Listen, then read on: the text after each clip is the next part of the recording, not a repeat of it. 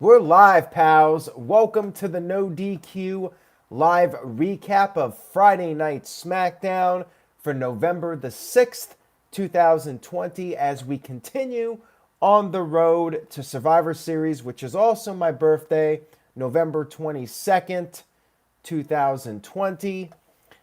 We have The Undertaker's farewell taking place, 30-year anniversary from The Undertaker's debut. But we got SmackDown to discuss. Let's get down to the recap. Shout out to the chat room tuning in live.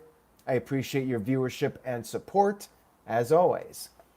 We kicked off in a big way. We had our SmackDown Women's Championship match, Sasha Banks versus Bayley.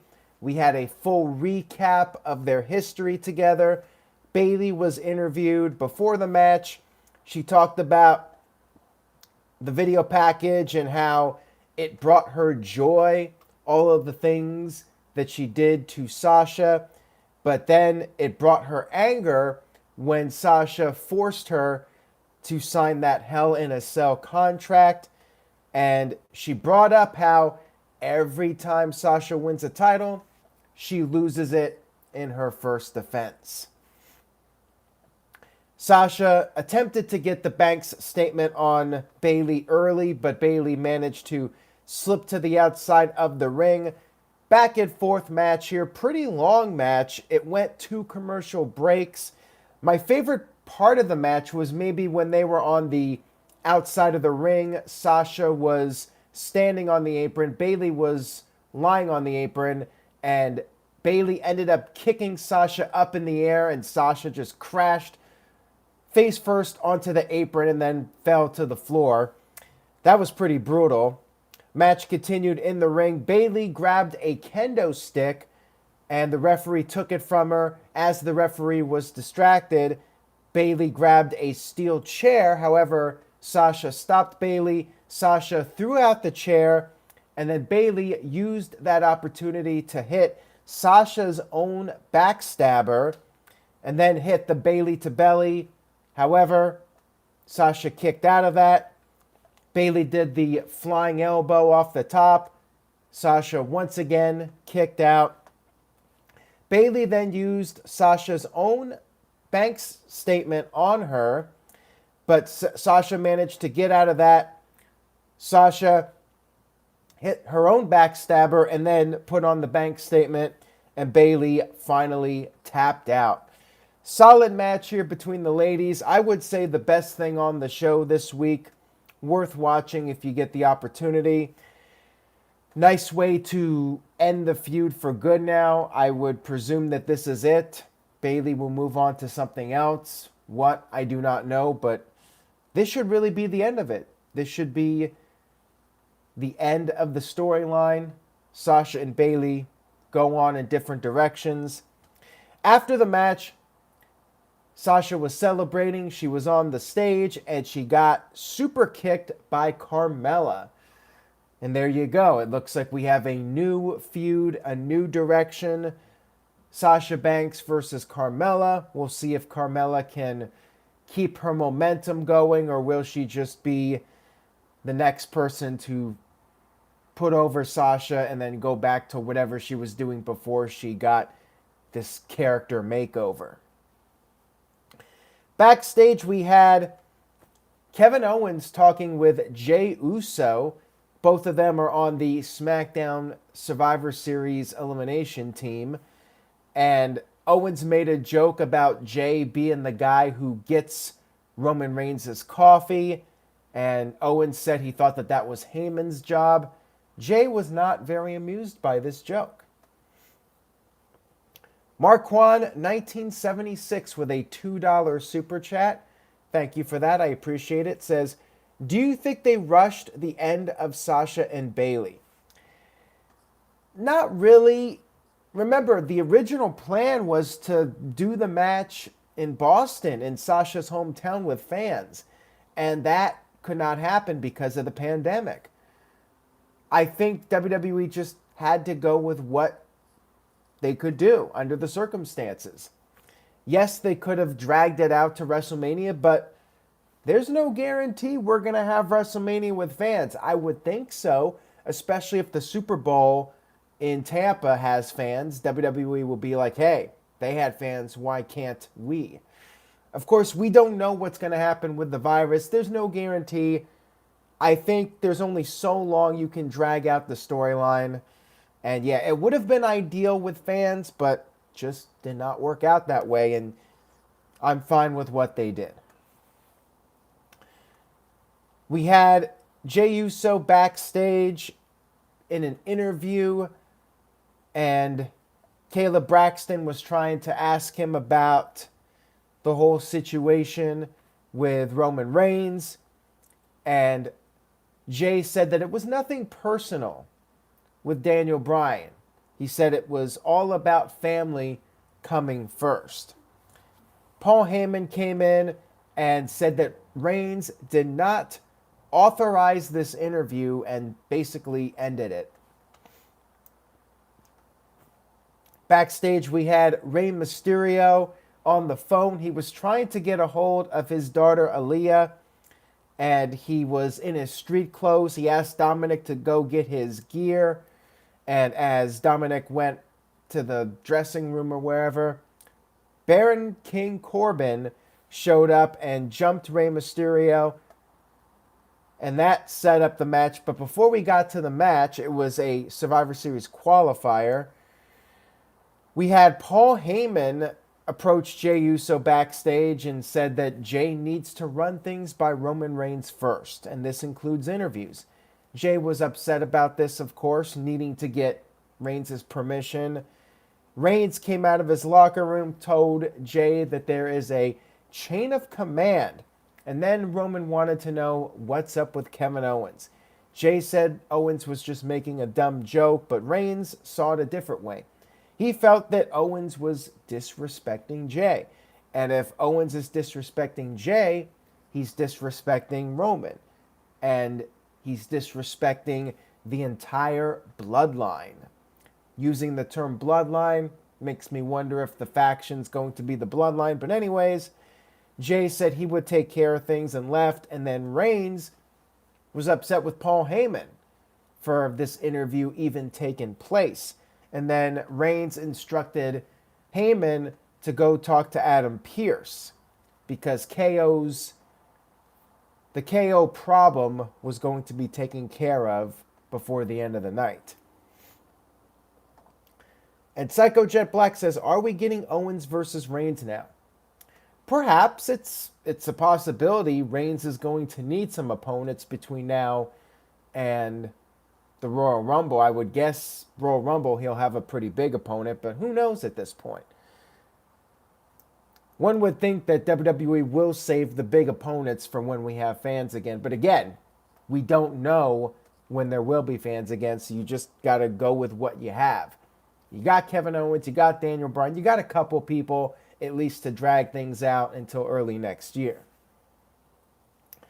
We had Rey Mysterio wrestle King Corbin. Rey was wearing his t-shirt and sweats. Corbin immediately got control of the match, dominated for a while. Mysterio made a comeback, but then as soon as he got some momentum, Seth Rollins' music hit. Rollins came down to the ringside area. Corbin gained control for a while. He nailed Mysterio with this shoulder backbreaker, and then took a cheap shot at Dominic on the outside of the ring. Mysterio came over the top with a dive. You know, if you attack Dominic, that's like the spinach for Popeye. That just fuels Mysterio if you put your hands on his boy. So he went to town, and then he hit the 619 onto Corbin back in the ring. However, Rollins attacked Dominic. Mysterio, of course, went after Rollins. Murphy and Aaliyah ran down to the ring. Mysterio was upset, started yelling at her, got back into the ring, and sure enough, just walked right into the end of days. King Corbin picks up the win to go to Survivor Series. Hard to really care about this match because, again, nothing is on the line. So why should we care? I think a little too much was going on in this match. just my take on it. We had a triple threat match with Natalya versus Ruby Riott versus Zelina Vega. Ruby Riott cut her hair and dyed it green. Not sure if she's back to being a singles competitor again. I saw Liv Morgan post something on social media about taking some online classes or something.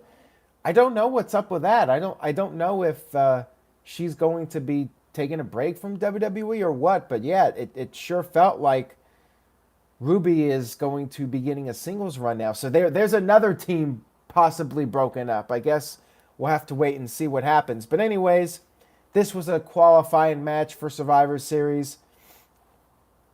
And Charlotte was the only person that got an entrance, by the way. Natalya, excuse me. Natalya put on the sharpshooter, and then all of a sudden, so Natalya put the sharpshooter on Zelina Vega. Ruby Riott got into the ring, put an armbar submission at the same time. Natalya, I guess, to break up the hold and stop Ruby, let go momentarily, but as soon as she let go, Zelina Vega tapped out, which was weird to me because you would think there's twice the pressure being applied to her body, and then when half of that is relieved, you tap out. Did not really make any sense to me, but whatever. Zelina Vega taps out to Ruby Riott, and Natalya was very upset about this, of course. And like I said, looks like Ruby's getting this singles push now. Backstage, we had Big E playing a board game. I think it was Trivial Pursuit, but I'm not entirely sure. And he was wearing this Leatherface ugly Christmas sweater. I loved the sweater, by the way. The sweater was the bomb. We had the Street Profits talk to Big E, and Big E said, you guys must be here to get some inside scoops on the New Day. And Big E said that here's a scoop. The New Day will not beat them up too badly at Survivor Series. Everybody started laughing, and then all of a sudden Billie Kay came in. She was laughing too, and then she offered her headshot and resume to the Street Profits since she was on Raw and she could tell them all about the Raw brand. But then the Profits had to remind her that, well, they too were on Raw with Billie Kay at the same time. Kind of a silly segment in my opinion. The best thing, like I said, was that ugly Christmas sweater with the great Leatherface on it. We had Otis versus Seth Rollins in another Survivor Series qualifying match that I do not care about. The Rey Mysterio family was watching backstage. Murphy then came down to the ring. Rollins was in control for a while, but Otis made his comeback. He was getting jiggy with it. Then Murphy got on the apron, and Otis got distracted. Rollins hit a kick, and then the curb stomp to pick up the victory. Stupid babyface Otis. I guess his character is a big dummy anyways, but hard to like a guy that's really dumb. Stupid babyface Otis gets distracted by Seth Rollins' rival, even though Murphy did absolutely nothing but stand on the apron, so why would you feel so threatened by it? Backstage, the Mysterio family was very upset, and we had Mysterio just freaking out, and then we had Seth Rollins and Murphy backstage, and Murphy apparently is back in the fold. He pointed at Rollins, disciple, Messiah. And I did that wrong. Messiah, disciple. There, got to correct that time. Rollins was very happy that Murphy was apparently back in the fold. He took his leave, and then Aaliyah came in. She shoved Murphy. Murphy told her, look, just trust me. You have to trust me on this one. This is for the greater good. So I guess this is a plan. Murphy's going to double-cross Rollins at Survivor Series in a match that has nothing on the line. I have no idea, but it's a bit hard to care about. I've felt that the last few weeks the storyline was getting interesting again, but now I'm just like whatever as far as the storyline goes. Psycho Jet Black with a $2 super chat says, "Who should Seth Rollins face at WrestleMania?" Good question. I think he should go back to being a face. I'm over the Monday Night Messiah gimmick. I think it's time. I think that's probably why I wasn't feeling it much this week, because I'm ready for Rollins to go take some time off, spend some time with his new child, and then come back early next year, burn it down with his old music, be the old Seth Rollins. And yeah, maybe he could face, I mean, I'm just throwing ideas out there. Maybe Lars Sullivan. I don't know. I know people would be like, can we not have Lars Sullivan, period? But if anybody could get a good match out of Lars Sullivan, I think it would be Seth Rollins. And hey, maybe Seth Rollins will work some of his magic like he did to John Cena and Sting. Maybe he'll do that to Lars Sullivan for some of you guys. I'm not saying I want to see that, but I know some of you just despise him and would like to see him go away. Hero Villain 5 with a $5 super chat. Thank you very much for that. I appreciate it. Only thing people care about at Survivor Series is The Undertaker's 30-year celebration. You're probably right. I am intrigued by Randy Orton versus Roman Reigns, even though there's been no real back and forth between them. And I'm not really a fan of them going back and forth on the shows when there's a brand split. But yeah, you're probably right. That's the only match that I think is appealing to people at this point. And it's not even a match. It's just The Undertaker appearing there. He'll probably tombstone Bruce Pritchard as Brother Love or something like that. And yes, Psycho Jet Black, the Freak, Lars Sullivan. I need to get it right. Speaking of the Freak, Michael Cole interviewed Lars Sullivan, the Freak, and the Freak said he hates bullies. They called him a freak, and then the other kids would just laugh at his expense. Then at 13 years old, he started lifting weights. He gained 50 pounds of muscle, and then the bullying stopped. He became the bully. He bullied the bullies. He bullied the kids that made fun of him and the kids that laughed at him because they deserved it. And he loves being a bully now. Michael Cole was a little freaked out by this, but hey, it could have been worse. It was awkward. You had Lars Sullivan in there in this interview room, dark room, no shirt on. I do not blame Michael Cole for being scared, but at least it wasn't as bad as that Heidenreich Michael Cole promo from several years ago. We had our main event of the evening, Kevin Owens versus Jey Uso. Roman Reigns and Paul Heyman were watching backstage. And before the match, Owens talked about how he speaks his mind, and unlike Jey Uso, he's his own man. Reigns ended up sending Heyman to the ringside area because, we did not have enough distractions and people coming down to the ring during this show. There was clearly not enough this week. Heyman was out there and stupid babyface again. Owens gets distracted. Jey gets the upper hand, but then Owens made a comeback, hit the pop-up powerbomb. However, Jey got his foot on the rope, and then all of a sudden, Roman Reigns' music hit. I get the referee getting distracted by the music, like what's going on here in this important sanctioned match. But Kevin Owens looks over, in addition to the referee. So, stupid babyface 2 times in one match. Gets distracted by the music. Jey takes a page out of Roman's playbook with the headbutt low blow, and then hits a super kick followed by the Uso splash to score the 1-2-3 victory. And then after the match, Roman Reigns and Jey celebrate on the top of the stage. Show was all right this week. I was not blown away by it. I do think it was one of the weaker SmackDowns, one of the weakest SmackDowns since Roman Reigns has returned. It wasn't a bad show, but yeah, the constant distraction finishes and these qualifying matches for a match I do not care about because it doesn't have anything on the line.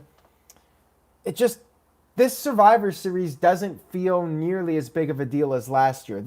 They shook it up last year by bringing NXT in, and it felt fresh. This year just feels very stale, and there's really no reason to care about anything.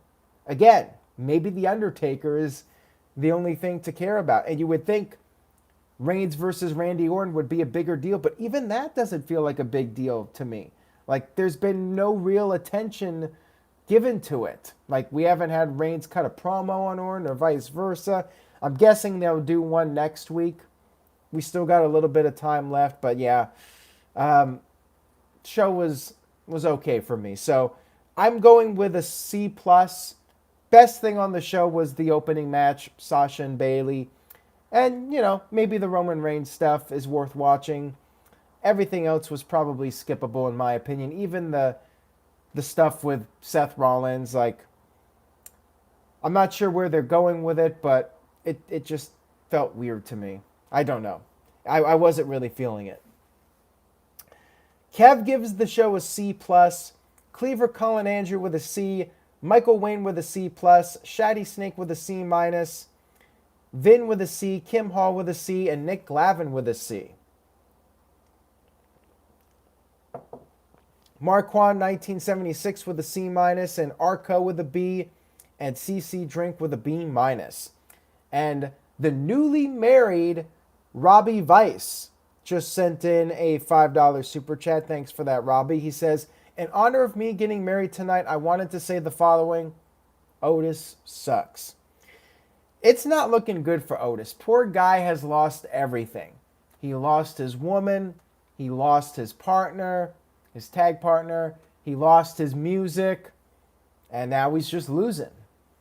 Next thing you know, he'll have to cut his hair or cut his beard or something. And I think the experiment is over. And Money in the Bank, I forgot about that. He lost the Money in the Bank contract. I almost forgot he had it because it was such an afterthought.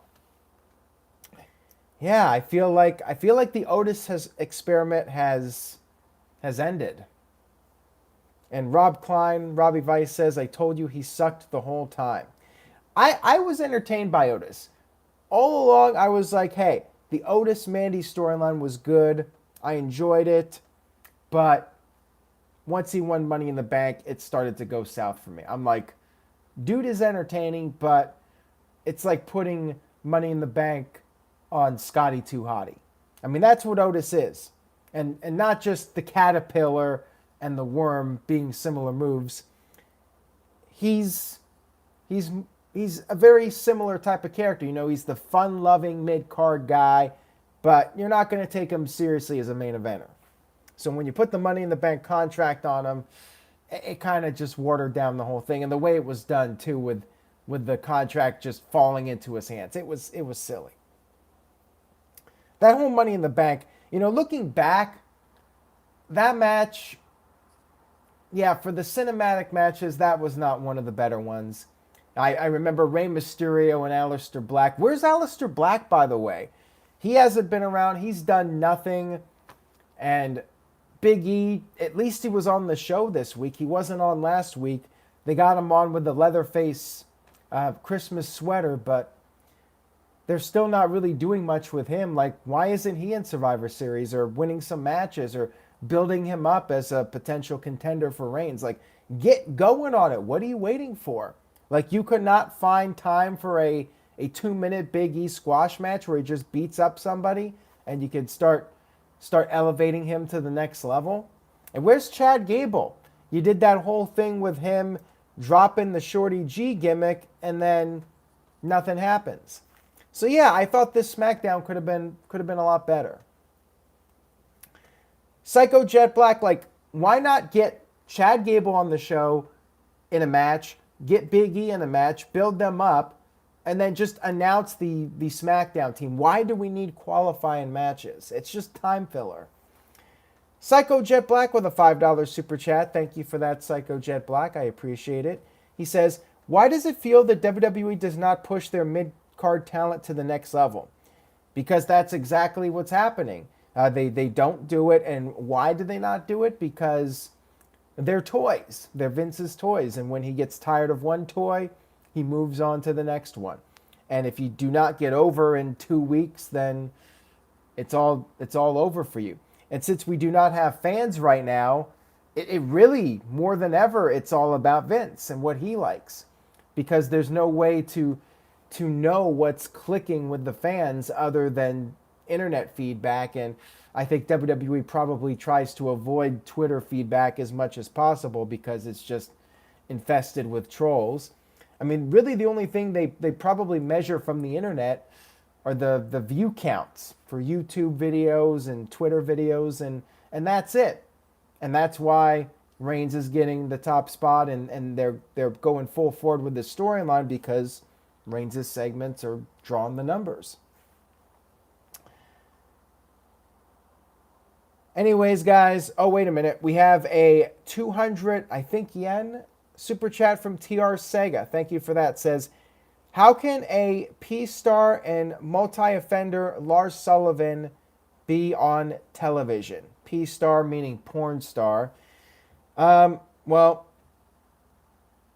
there have been a number of guys that have had somewhat controversial pasts that have been put on television. So just because Lars Sullivan was allegedly in an adult film, I mean, the company's probably not thrilled about it. And I would think that he told them before he got signed, because WWE does not like when you do not tell them everything about your past.